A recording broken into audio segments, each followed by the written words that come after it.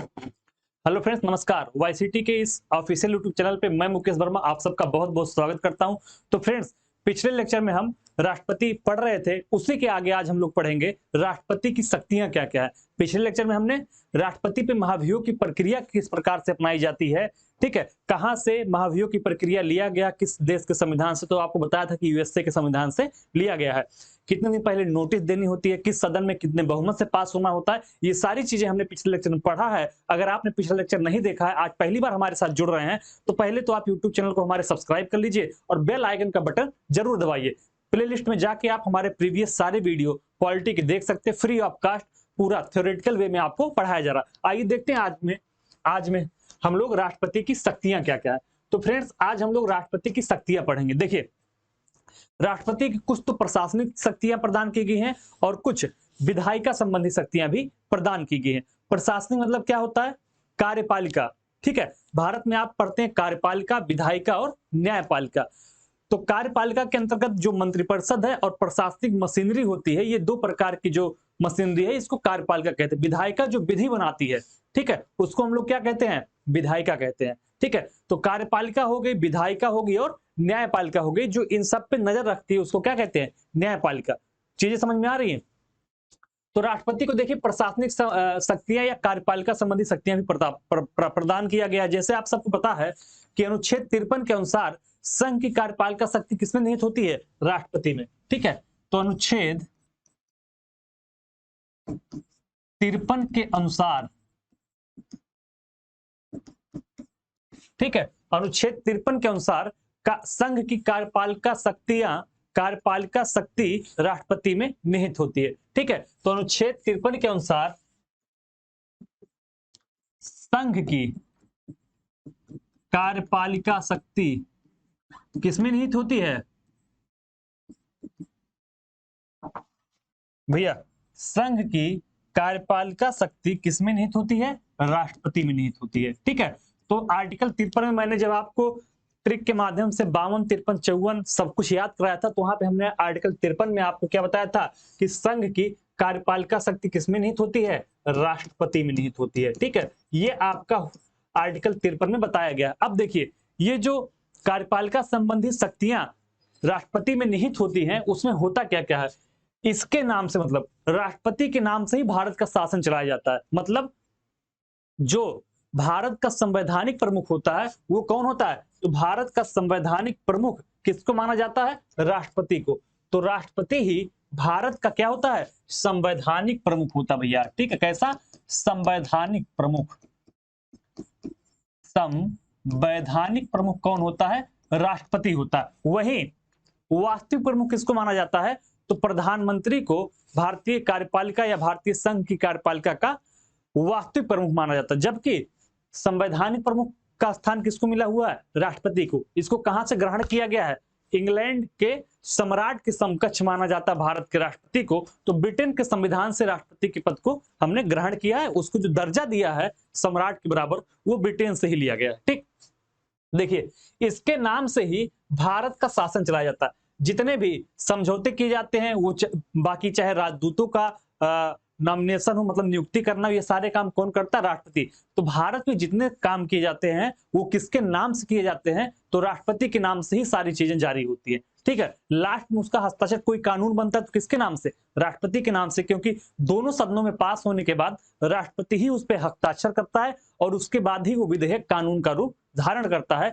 तो इस प्रकार से जितने भी काम है भारत का शासन चलाया, तो वो किसके नाम से? राष्ट्रपति के नाम से। प्रधानमंत्री की नियुक्ति करता है, ठीक है। तो भारत का जो राष्ट्रपति है वही प्रधानमंत्री की नियुक्ति करता है। तो अगर आपसे पूछा जाए कभी कि भारत का प्रधानमंत्री नियुक्त होता है, निर्वाचित होता है, ठीक है, या इनमें से कोई नहीं, तो आप क्या कहेंगे? भारत का प्रधानमंत्री नियुक्त होता है, निर्वाचित नहीं होता है। तो भारत के प्रधानमंत्री की नियुक्ति की जाती है किसके द्वारा? राष्ट्रपति के द्वारा, ठीक है। तो प्रधानमंत्री निर्वाचित नहीं होता, बल्कि वो एक सांसद के रूप में निर्वाचित होता है, या सांसद के रूप में चुन के आता है और उसी में से किसी को प्रधानमंत्री चुना जाता है।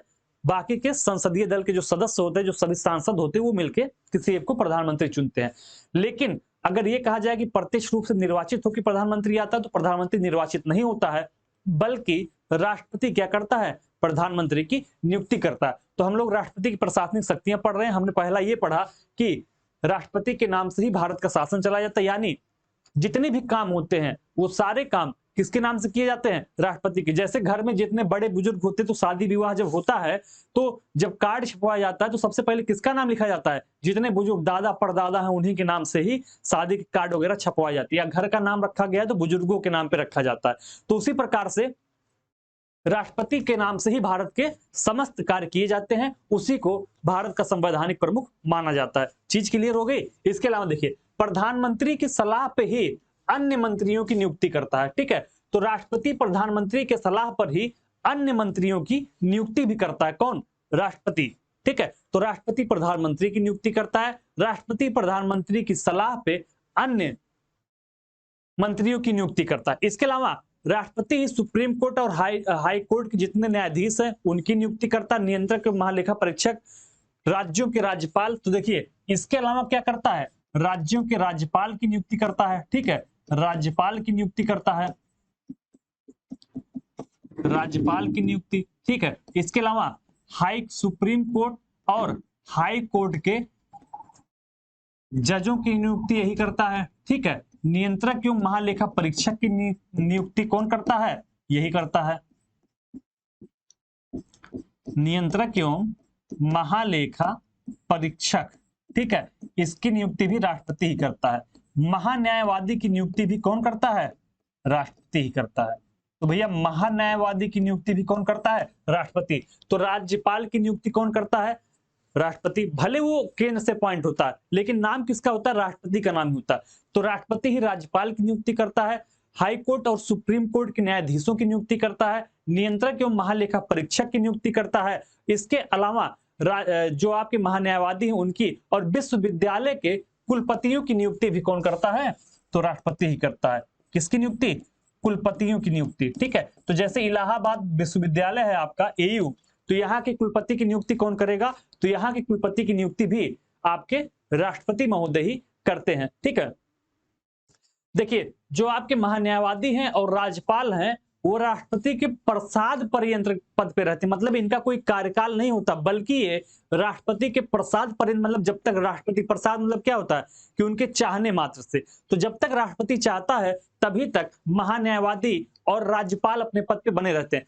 राज्यपाल के लिए जो नियुक्ति होती है, जैसे आपकी सरकारी आयोग ने भी एक रिकमेंडेशन किया था कि जो राज्यपालों की नियुक्ति होती है उसका टाइम निर्धारित किया जाना चाहिए कि 5 साल, 2 साल, 3 साल, उसके पहले नहीं हटाया जाए।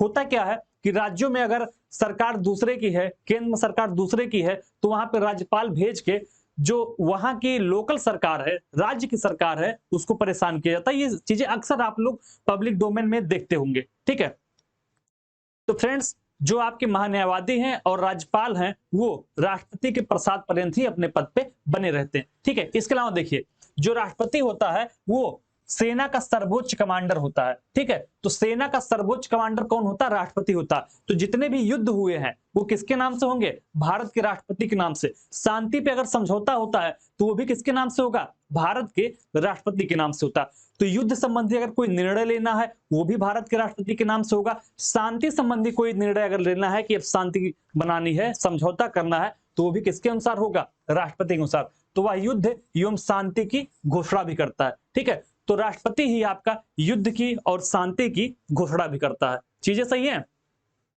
भैया।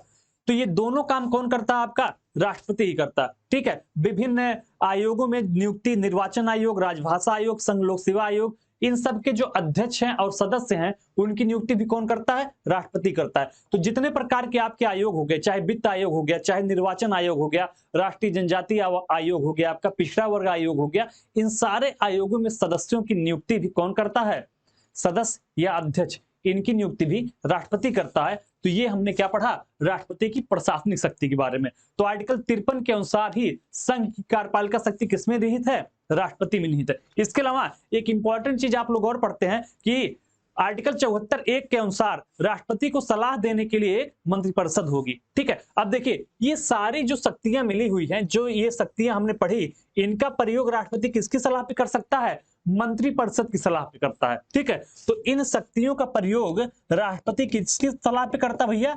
मंत्रिपरिषद की सलाह पे करता है। ठीक है, तो देखिए आर्टिकल 74(1) में राष्ट्रपति को सलाह देने के लिए मंत्रिपरिषद की व्यवस्था की गई है। ठीक है, तो आर्टिकल 74(1) में कहा गया है कि राष्ट्रपति को सलाह देने के लिए क्या होगा? मंत्रिपरिषद होगा, और इन्हीं की सलाह पर ही राष्ट्रपति इन शक्तियों का प्रयोग करता है, स्वतः नहीं करता है। 42वां संविधान संशोधन में यह कहा गया कि राष्ट्रपति मंत्रिपरिषद की सलाह पे कार्य करेगा। ठीक है, 42वां संविधान संशोधन जब किया गया था तो उसमें क्या कहा गया? 42वां संविधान संशोधन करते हुए इंदिरा गांधी थी उस समय। ठीक है, तो सेंटर ऑफ पावर एकदम केंद्रित हो गया था, एक जगह पे हो गया था। ठीक है, तो इंदिरा गांधी ने 42वां संविधान संशोधन जो किया था उसको भारत का मिनी कॉन्स्टिट्यूशन कहा जाता है। इतने संशोधन उसमें किए गए थे क्योंकि उस समय इंदिरा गांधी पूरी तरीके से पावरफुल थी, पूर्ण बहुमत की सरकार थी। तो 42वां संविधान संशोधन करते हुए उन्होंने कहा कि राष्ट्रपति मंत्रिपरिषद की सलाह पे काम करेगा। ठीक, राष्ट्रपति मंत्रिपरिषद की सलाह पर क्या करेगा? काम करेगा। तो राष्ट्रपति मंत्रिपरिषद की सलाह पर काम करेगा भैया।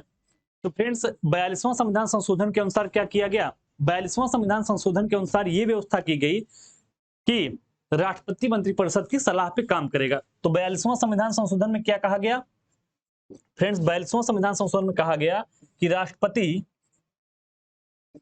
किसकी सलाह पे काम करेगा? राष्ट्रपति मंत्रिपरिषद की सलाह पे काम करेगा। मंत्रिपरिषद के सलाह पर काम करेगा। तो ये किसमें कहा गया? 42वां संविधान संशोधन में। जब इंदिरा गांधी की सरकार थी, उनके पास पूरे तरीके से पावर थी क्योंकि पूर्ण बहुमत की सरकार थी, तो उन्होंने क्या कहा? 42वां संविधान संशोधन करवा दिया जिसमें यह व्यवस्था की गई कि राष्ट्रपति मंत्रिपरिषद के सलाह पर ही काम करेगा।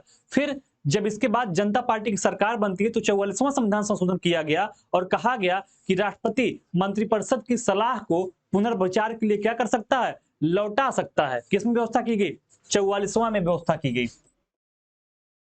44वां में क्या व्यवस्था की गई कि राष्ट्रपति मंत्रिपरिषद की सलाह को पुनर्विचार के लिए लौटा सकता है, लेकिन पुनर्विचार के पश्चात अगर कोई सलाह दी जाती है या कोई फाइल आती है तो अब की बार राष्ट्रपति बाध्य होगा उसको करने के लिए। तो 42वां में जो कहा गया उससे थोड़ा संशोधन किया गया 44वें में। 42वें में यह कहा गया कि राष्ट्रपति जो है वो बाध्य है मंत्रिपरिषद की सलाह मानने के लिए, लेकिन 44वें व्यवस्था की गई कि राष्ट्रपति पहली बार उसको पुनर्विचार के लिए लौटा सकता है, लेकिन अगर दूसरी बार वो सलाह दी जाए या फाइल वापस राष्ट्रपति के पास आए तो भैया राष्ट्रपति बाध्य हैं कि उनको इसको करना ही पड़ेगा। चीजें क्लियर हो गई? ओके, तो ये जो प्रशासनिक शक्ति है इसका प्रयोग राष्ट्रपति किसकी सलाह पे करेगा? मंत्रिपरिषद की सलाह पे। मंत्रिपरिषद की व्यवस्था कहाँ की गई है? आर्टिकल 74(1) में कहा गया है कि राष्ट्रपति को सलाह देने के लिए मंत्रिपरिषद होगा। ठीक है, तो मंत्रिपरिषद शब्द का प्रयोग कहां हुआ है? आर्टिकल 74(1) में हुआ। फिर 42वां संशोधन में क्या कहा गया मंत्रिपरिषद के बारे में और 44वें में क्या कहा गया, ये सब हमने पढ़ लिया है। अब देखिए ये तो हमने पढ़ लिया राष्ट्रपति के प्रशासनिक शक्ति या कार्यपालिका संबंधी शक्ति के बारे में। अब हम लोग पढ़ेंगे राष्ट्रपति के विधायिका संबंधी शक्ति के बारे में। ठीक है, आइए देखते हैं। देखिए फ्रेंड्स, विधायी शक्तियां क्या है? राष्ट्रपति के पास विधायी शक्तियां कौन कौन है? तो फ्रेंड्स पहली बात आप सब पढ़ते हैं कि आर्टिकल 79 के अनुसार राष्ट्रपति किसका अंग होगा? संसद का अंग होगा। तो आर्टिकल 79 में हम लोग क्या पढ़ते हैं? राष्ट्रपति संसद का अंग है। देखिए ये सवाल इसे छप जाता भैया, ये जितने पॉइंट लिख रहे हैं ये हूबहू एग्जाम में छपने वाले पॉइंट है, वो चाहे स्टेट पीएससी का एग्जाम आपका हो चाहे वनडे एग्जाम हो। यहाँ पे जो लेवल मैं आपको पढ़ा रहा हूँ वो इसी प्रकार से पढ़ा रहा हूँ कि आपकी दिमाग थोड़ा सा खुल सके, केवल रट्टू विद्या ना हो। फैक्ट तो आपको किताब में मिल जाएंगे, यहाँ पे मैं चीजों को कनेक्ट करके कुछ ट्रिक के माध्यम से आपको बताने का प्रयास करता हूँ ताकि वो चीजें आपको लंबे समय तक याद रहें और डायरेक्ट क्वेश्चन ना आए, अगर इनडायरेक्ट भी क्वेश्चन पूछने का प्रयास करें तो उसको आप हल कर पाए। ठीक है, अब देखिए आर्टिकल 79 के अनुसार क्या है कि राष्ट्रपति संसद का अंग है। तो राष्ट्रपति संसद का अंग है, ये कहां कहा गया है? आर्टिकल 79 में। तो आर्टिकल 79 के अनुसार राष्ट्रपति आपका संसद का अंग है। वो क्या क्या करता है? तो राष्ट्रपति जब संसद का अंग है तो संसद सत्र को बुलाने का काम कौन करता है? राष्ट्रपति। राष्ट्रपति ही संसद का सत्र बुलाता है। ठीक है, देखते हैं आप, शीतकालीन सत्र चलता है, ग्रीष्मकालीन सत्र चलता है, तो ये सारे सत्र को बुलाने का काम कौन करता है? राष्ट्रपति के नाम से ही या राष्ट्रपति ही सत्र को बुलाता है और राष्ट्रपति ही सत्र के विराम की यानी सत्र अवसान की घोषणा करता है। तो संसद का सत्र और सत्र अवसान ये दोनों काम कौन करता है?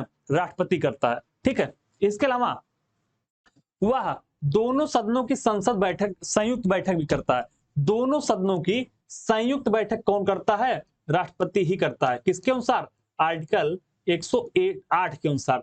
तो संसद की संयुक्त बैठक की व्यवस्था किसमें की गई है? आर्टिकल 108 में किया गया है। और कौन करता है, कौन बुलाता है संयुक्त बैठक? तो संयुक्त बैठक आपका बुलाने का काम कौन करता है? राष्ट्रपति। लेकिन इस संयुक्त बैठक की अध्यक्षता कौन करता है? अगर ये सवाल आपसे पूछे तो संयुक्त बैठक की अध्यक्षता आपका लोकसभा के अध्यक्ष करते हैं। जब भी कभी संयुक्त बैठक बुलाई जाएगी तो उसमें बुलाने का काम राष्ट्रपति करेंगे, लेकिन अध्यक्षता करने का काम कौन करेगा? तो इस संयुक्त बैठक की अध्यक्षता लोकसभा के अध्यक्ष महोदय करते हैं, स्पीकर जिसको कहते हैं। चीजें क्लियर हो गई?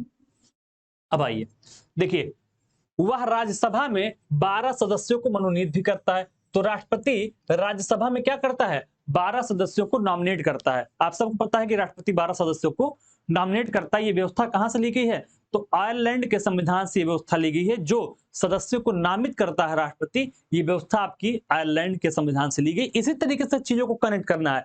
यहाँ राष्ट्रपति पढ़ रहे हैं तो जो पहले हमने पढ़ा हुआ है वो चीजें भी ला के यहाँ जोड़ेंगे ताकि समय समय पर चीजें आपको रिकॉल होती रहे। ठीक है, तो राज्यसभा में 12 सदस्यों का मनोनयन कौन करता है? राष्ट्रपति करता है। ये 12 सदस्यों का जो मनोनयन है ये व्यवस्था कहां से ली गई है? तो इस व्यवस्था को हमने आयरलैंड के संविधान से ग्रहण किया हुआ। इसके अलावा पहले लोकसभा में वो 2 एंग्लो इंडियन की भी नियुक्ति करता है, लेकिन इस व्यवस्था को जो 2 एंग्लो इंडियन की नियुक्ति मनोनयन राष्ट्रपति करता था उसको 104वें संविधान संशोधन द्वारा क्या किया गया है? समाप्त कर दिया गया। तो अगर आपसे पूछे कि जो राष्ट्रपति लोकसभा में 2 एंग्लो इंडियन को मनोनीत करता था उसको किस संशोधन के तहत समाप्त किया गया? तो फ्रेंड्स 104वां संविधान संशोधन। किस संशोधन के माध्यम से? 104वां संशोधन के माध्यम से एंग्लो इंडियन वाली व्यवस्था समाप्त कर दी गई। वर्तमान में राष्ट्रपति केवल राज्यसभा में 12 सदस्यों को ही नॉमिनेट करता है। ठीक है, इसके अलावा अभिभाषण जो होता है संसद में वो भी कौन करता है? तो संसद में अभिभाषण करने का काम कौन करता है? राष्ट्रपति करता है। तो राष्ट्रपति का ही संसद में क्या होता है? अभिभाषण होता है। इसके अलावा लोकसभा को भंग कौन करता है? तो लोकसभा को भंग करना, तो लोकसभा को भंग करना ये किसका काम है? राष्ट्रपति का।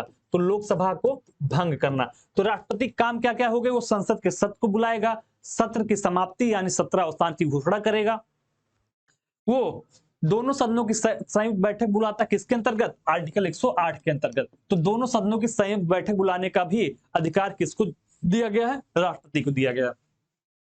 संसद में आपका अभिभाषण करने का अधिकार किसको दिया गया है? राष्ट्रपति को ही दिया गया।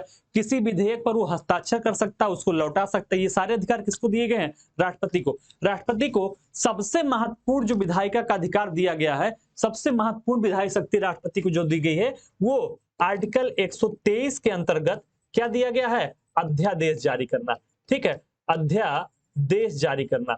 तो राष्ट्रपति आर्टिकल 123 के अंतर्गत क्या कर सकता है? अध्यादेश जारी कर सकता है। ये किसी भी देश के किसी भी राष्ट्राध्यक्ष को यह शक्ति नहीं प्राप्त है। यह शक्ति केवल भारत के राष्ट्राध्यक्ष यानी भारत के राष्ट्रपति को प्राप्त है। क्या? अध्यादेश जारी करने की शक्ति। ठीक है, तो आर्टिकल 123 के अंतर्गत राष्ट्रपति क्या करता है? अध्यादेश जारी करता है। तो राष्ट्रपति को ये जो शक्ति दी गई है वो किसी अन्य देश के किसी भी राष्ट्राध्यक्ष को यह शक्ति नहीं प्रदान की गई। ठीक है, ये अध्यादेश जारी कब कर सकता है राष्ट्रपति? जब संसद का सत्र चल ना रहा हो और कोई ऐसा कानून बनाना एकदम नितांत आवश्यक हो गया हो जिसको टाला नहीं जा सकता है, तो राष्ट्रपति वैसे समय में एक अध्यादेश जारी कर सकता है। ये एक अस्थायी कानून होता है। ठीक है, तो राष्ट्रपति को अगर ये समाधान हो जाए कि देश के समक्ष ऐसी परिस्थितियां विद्यमान हैं कि कानून बनाना आवश्यक है और संसद का सत्र नहीं चल रहा है,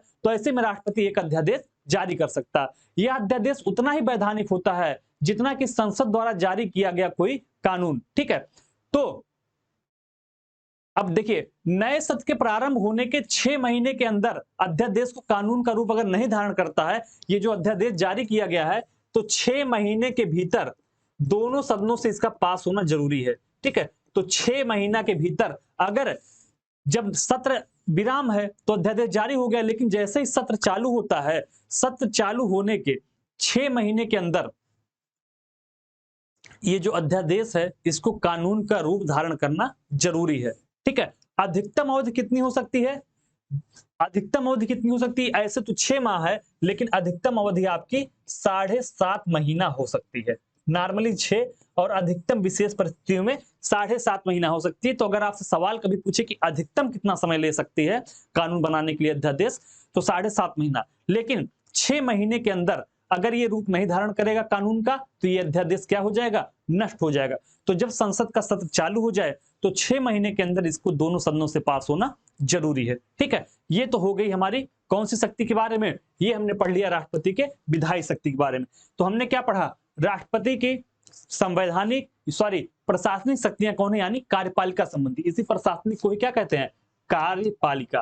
ठीक, प्रशासन ही कार्यपालिका है। तो देखिए, राष्ट्रपति की कार्यपालिका संबंधी शक्ति हमने पढ़ा कि अनुच्छेद 53 के अनुसार संघ की कार्यपालिका शक्ति किसमें निहित है? राष्ट्रपति में। भारत के समस्त काम, भारत के शासन के समस्त काम किसके नाम से किए जाएंगे? राष्ट्रपति के नाम से किए जाएंगे। प्रधानमंत्री की नियुक्ति कौन करेगा? राष्ट्रपति करेगा।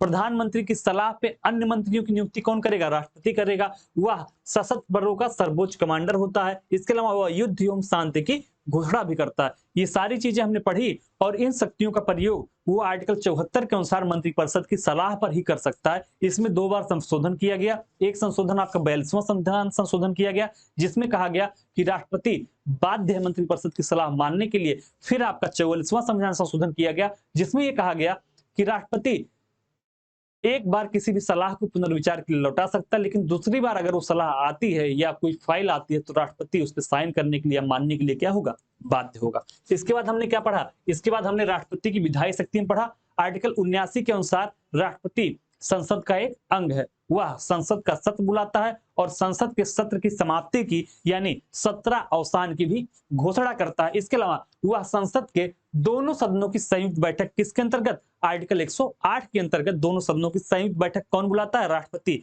लेकिन इस संयुक्त बैठक की अध्यक्षता कौन करता है? लोकसभा का अध्यक्ष।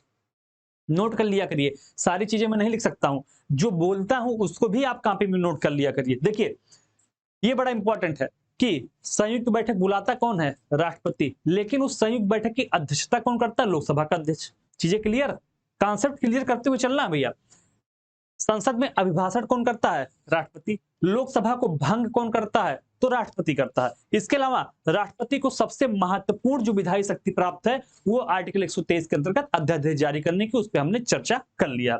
इसके अलावा अब देखते हैं कि राष्ट्रपति को अन्य कौन सी शक्तियां प्राप्त हैं। तो देखिए, राष्ट्रपति को वित्तीय शक्तियां भी प्रदान की गई है। कौन सी शक्ति? वित्तीय शक्तियां प्रदान की गई हैं। जैसे वित्तीय शक्तियों की बात अगर हम करें तो राष्ट्रपति विभिन्न क्या करता है? जैसे धन विधेयक है, आपका वित्त विधेयक है, विनियोग विधेयक है, अनुदान संबंधी मांगे हैं, वो राष्ट्रपति के पूर्व अनुमति से ही लोकसभा में पेश किया जाता है। तो जैसे आपका क्या क्या हो गया? धन विधेयक, ठीक, वित्त विधेयक,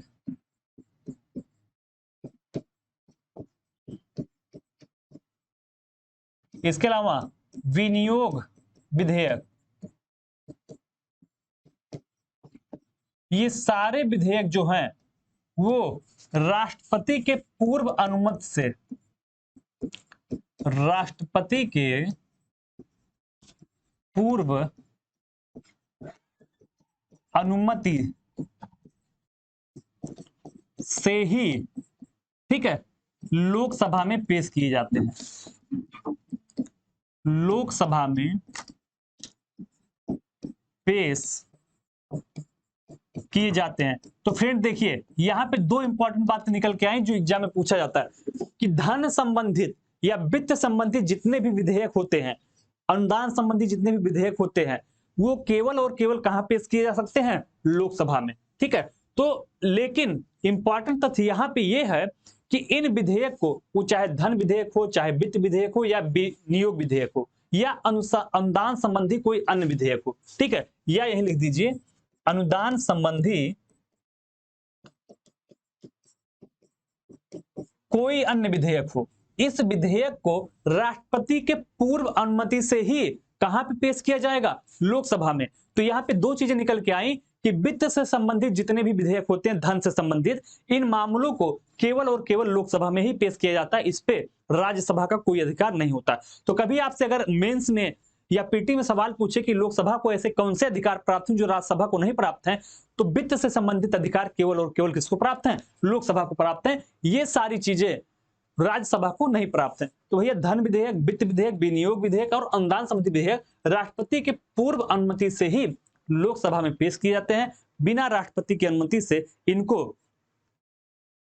कहां नहीं पेश किया जा सकता है? बिना इसके इनको लोकसभा में पेश नहीं किया जा सकता। इसके अलावा अनुच्छेद 72 के अनुसार भारत राज्य क्षेत्र किसी भी न्यायालय द्वारा इसके अलावा जो अन्य प्रमुख अधिकार राष्ट्रपति को प्रदान किया गया है वो क्या है? सजा की माफी का अधिकार। ठीक है, तो अनुच्छेद 72 में आप क्या पढ़ते हैं? अनुच्छेद 72, तो किसी भी दंड को माफ करने का अधिकार किसको प्राप्त है? राष्ट्रपति को प्राप्त है। तो अनुच्छेद 72 के अनुसार भारत राज्य क्षेत्र में किसी भी न्यायालय द्वारा मृत्युदंड या अन्य सजा पाए व्यक्ति को क्षमा कर सकता है। ठीक है, तो क्षमा दान का अधिकार आर्टिकल 72 के अंतर्गत क्षमा दान का अधिकार। ठीक भैया, तो आर्टिकल 72 के अंतर्गत क्या है? क्षमा दान का अधिकार प्राप्त है। किसको? राष्ट्रपति को। ये एक प्रमुख प्रकार का अधिकार है जो राष्ट्रपति को प्रदान किया गया है। किसका भैया? क्षमा का। अब देखिए इसमें क्षमा दान में कुल मिला के 5 प्रकार के अधिकार दिए गए हैं। कौन कौन से? एक होता है क्षमा। ठीक है, इस क्षमा दान में कुल 5 अधिकार हैं। एक आपका होता है क्षमा, ठीक है, दूसरा आपका होता है लघुकरण, प्रविलंबन। ठीक भैया, समझ में आ रहा है? तो क्षमा दान में केवल क्षमा दान एक ही नहीं है, इसमें 5 प्रकार के हैं। क्षमा है आपका, निलंबन है, विराम है, लघुकरण हो गया, और क्या हो गया भैया? प्रविलंबन तो आपका हो ही गया। इसके अलावा परिहार है। ठीक, परिहार है, और इसके अलावा क्या है? विराम है।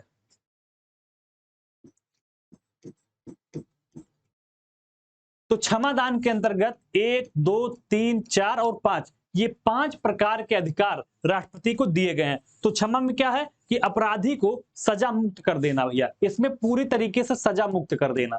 ठीक, जो भी सजा मिली है, वो चाहे फांसी की सजा मिली है या कोई और सजा मिली है, तो पूरी तरीके से सजा मुक्त कर देना, ये आपका क्षमा के। दंड के प्रकार को बदलकर हल्के प्रकार का कर देना। ठीक है, लघुकरण में क्या है? दंड के प्रकार को बदल देना, दंड के प्रकार को बदल देना भैया। अब बताइए दंड के प्रकार को बदल देने का मतलब क्या है? अगर किसी को मान लीजिए साशरम आजीवन कारावास मिला हुआ है, ठीक है, और उसको सामान्य आजीवन कारावास में बदल देना, तो बदल गई ना? दंड का प्रकार बदला कि नहीं बदला? किसी को साशरम मतलब श्रम के साथ आजीवन कारावास मिला हुआ, लेकिन उसमें साशरम वाला समाप्त करके केवल आजीवन कारावास कर देना, तो इसी को कहते हैं लघुकरण। ठीक है, तो दंड के प्रकार को अगर बदल दिया जाता है तो उसको कहते हैं आपका लघुकरण। दंड की मात्रा को कम कर दिया जाए तो उसको क्या कहते हैं? परिहार। ठीक है, दंड की मात्रा को कम कर देना, जैसे किसी को 10 साल की सजा प्राप्त है, उसको 5 साल की सजा में कन्वर्ट कर देना, ये क्या है? परिहार है। ठीक, विराम में क्या है कि मानवीय आधार पर किसी को क्षमादान दे देना। इसके अलावा निलंबन क्या होता? प्रविलंबन या इसे कहते हैं निलंबन, तो मृत्यु दंड के क्रियान्वयन को रोक देना, मृत्यु दंड अगर को किसी को मिल चुका है उसके मृत्युदंड के क्रियान्वयन को रोक देना। ठीक भैया, तो मृत्युदंड के क्रियान्वयन को रोक देना आपका प्राविलंबन कहलाता है। दंड की मात्रा को कम कर देना परिहार कहलाता है। दंड के प्रकार या स्वरूप को बदल देना आपका लघुकरण कहलाता है। और क्षमा मतलब पूरी तरीके से सजा मुक्त कर देना, वो क्या कहलाता है? क्षमा कहलाता है। ठीक है, विराम में क्या है कि मानवीय आधार पे क्षमादान देना, किसी को मानवीय तथ्य के आधार पे, अगर मानवीय तथ्य के आधार पे, तथ्य के आधार पर किसी को सजा विराम दिया जा रहा है तो उसको क्या कहते हैं? विराम। तो अनुच्छेद 72 के अंतर्गत क्षमादान की शक्ति किसको प्राप्त है? राष्ट्रपति को प्राप्त है। ठीक है, किसके अंतर्गत? आर्टिकल 72 के अंतर्गत राष्ट्रपति को क्षमादान की शक्ति प्राप्त है। क्षमादान में कितने प्रकार की शक्ति दी गई? 5 प्रकार की। वह पूरी तरीके से क्षमा की समाप्ति कर सकता है, जो दंड मिला है उसका लघुकरण कर सकता है, मतलब उसका स्वरूप बदल सकता है। किसी को अगर आजीवन सश्रम कारावास की सजा मिली है उसको सामान्य कारावास की सजा बदल सकता है, मतलब उसको काम ना करना पड़े, तो प्रकृति बदल गया। ठीक है, प्राविलंबन में क्या है कि मृत्युदंड के क्रियान्वयन पर रोक लगा देना।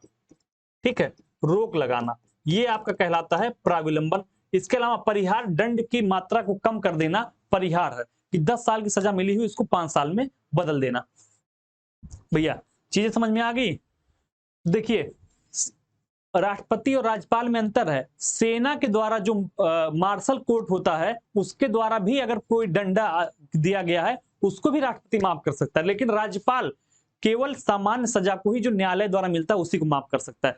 तो सेना के द्वारा अगर कोई सजा याफ्ता है उसको भी माफ करने का अधिकार किसको है? राष्ट्रपति को। तो राष्ट्रपति न्यायालय और सेना दोनों की सजा को माफ कर सकता है, लेकिन राज्यपाल दोनों की सजा को नहीं माफ कर सकता, केवल न्यायालय के। और राज्यपाल को मृत्युदंड माफ करने का भी अधिकार नहीं दिया गया। ये बेसिक अंतर है राष्ट्रपति और राज्यपाल में, कि अगर आपसे पूछे कि राष्ट्रपति को क्षमादान से संबंधित जो अधिकार प्राप्त हैं, क्या राज्यपाल को वही अधिकार प्राप्त हैं, तो आप यहाँ दोनों के अंतर में लिखेंगे कि राष्ट्रपति जो है वो सेना और न्यायालय दोनों के जो सजा दिए गए हैं उसको माफ कर सकता है, लेकिन राज्यपाल केवल न्यायालय के कर सकता है। दूसरा मेन अंतर यह है कि मृत्युदंड को माफ करने का अधिकार केवल और केवल राष्ट्रपति को दिया गया है, राज्यपाल को नहीं दिया गया है।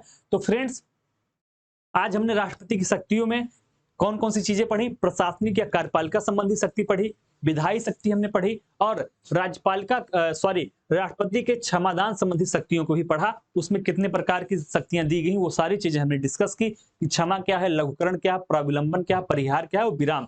ये 5 प्रकार के क्षमा राष्ट्रपति करता है। ये भी सवाल पूछता कि कितने प्रकार के, तो इसको याद रखिएगा 5 प्रकार के। ओके फ्रेंड्स, अभी अगर आज आप पहली बार हमारी क्लास देख रहे हैं तो हमारे YouTube चैनल को जरूर सब्सक्राइब कर लीजिएगा।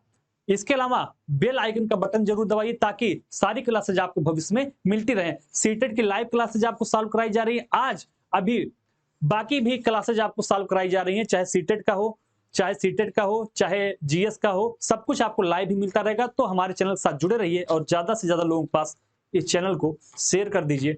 धन्यवाद, जय हिंद।